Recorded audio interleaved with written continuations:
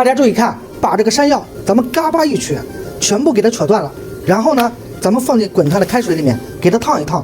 出锅以后啊，就是山药最好吃的新做法。我敢说啊，99%的人都没有这样做过。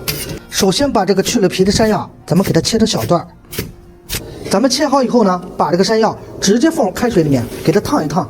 咱们烫这个山药呢，主要是为了去除它的粘液，所以说呢，不需要烫太久。咱们下锅以后呢，给它大概烫个30秒就可以了。烫好以后，咱们给它捞出来，控干水分。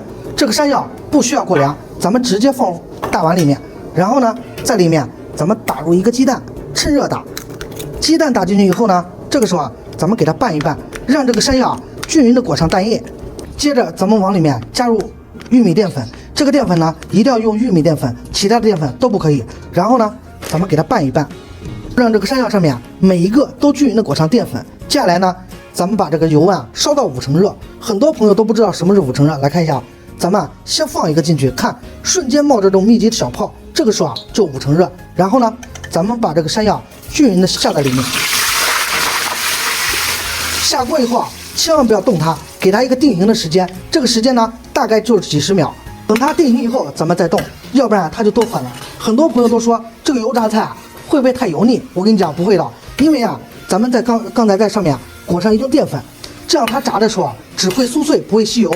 所以说呢，咱们吃的时候啊，它是外酥里糯的口感。我每天啊都会分享一道好吃简单的家常美食，麻烦哥哥姐姐帮我点个红心支持一下。我在这儿呢，祝所有的哥哥姐姐叔阿姨啊多挣钱，少生气，身体健康，万事如意。感谢大家支持。这个时候呢，咱们给它捞出来，把里面的油啊给它控一控。这个油啊一定要控干净，咱们一会儿吃的时候啊嘎嘣脆，而且呢一点也不油腻。接下来咱们锅里有底油，然后呢，咱们给它来点番茄酱，像我这么大的勺子，咱们来个大半勺就可以了。咱们放在里面，接着呢，咱们来上2勺的白糖在里面，给它来个2勺，然后呢，再来上1平勺的白醋在里面。接着呢，咱们给它熬一熬，大概熬个1分钟，看到没有？这个番茄啊熬得起泡了。这个时候呢，咱们把这个山药直接给它倒进来，然后呢，给它快速的翻炒，让它均匀的裹上酱汁。裹上酱汁以后呢，这个时候啊，咱们往里面撒上点黑芝麻在上面，然后呢，继续的翻炒均匀。炒完之后呢，咱就可以出锅了。哇塞，太漂亮了！就这个茄汁山药，每次做孩子都抢着吃。我来尝一口，哇塞，